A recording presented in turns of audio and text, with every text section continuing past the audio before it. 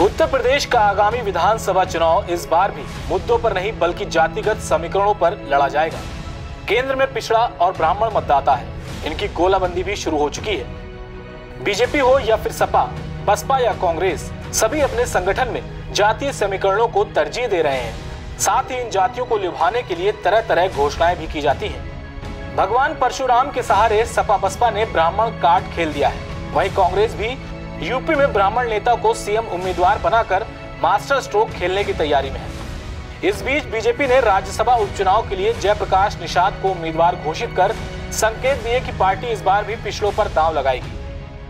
उत्तर प्रदेश की 22 करोड़ आबादी में करीब 11% ब्राह्मण है, जबकि 43% ओबीसी मतदाता हैं। विधानसभा चुनाव में भले ही अभी करीब 1.5 वर्ष का समय बचा है, सभी दलों ने जाति समीकरण दुरुस्त करने शुरू कर दिए हैं। 25 जुलाई को फूलन देवी की पुण्यतिथि पर अखिलेश यादव ने पहली बार उन्हें न केवल श्रद्धांजलि अर्पित की, बल्कि उनके जीवन पर आधारित वृत्त चित्र का प्रोमो साझा कर अति पिछड़ा समुदाय को राजनीतिक संदेश देने की कोशिश की।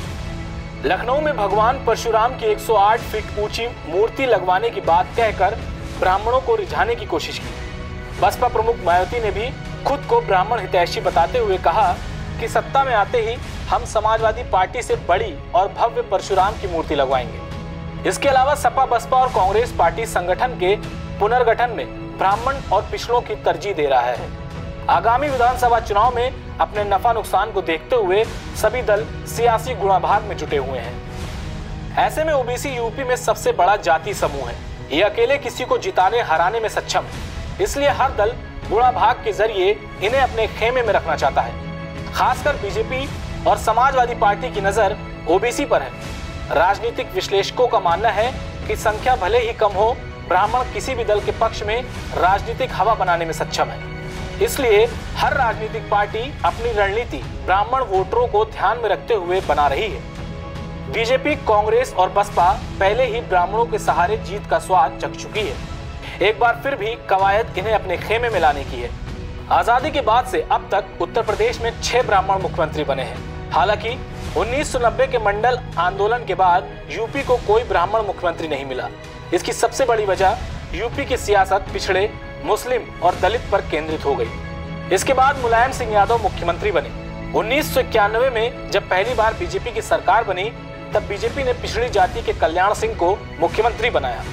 उसके बाद बीएसपी और सपा ने मिलकर सरकार बनाई। उस समय ब्राह्मणों को महत्व यूपी की राजनीति में थोड़ा कम हुआ। सियासत में यह सिलसिला वर्ष 2007 तक मायावती के मुख्यमंत्री बनने तक जारी रहा। 2022 विधानसभा का चुनाव सभी सियासी पार्टियों के लिए खास बना हुआ है, क्योंकि दिल्ली का रास्ता यूपी से ही तय होता है। इसलिए यूपी विधानसभा चुनाव की हलचल तेज हो चुकी है। सभी सियासी पार्टियों के नेता मैदान में उतर रहे हैं और रणनीति बनाने में जुट गए हैं। Political desk, prime TV.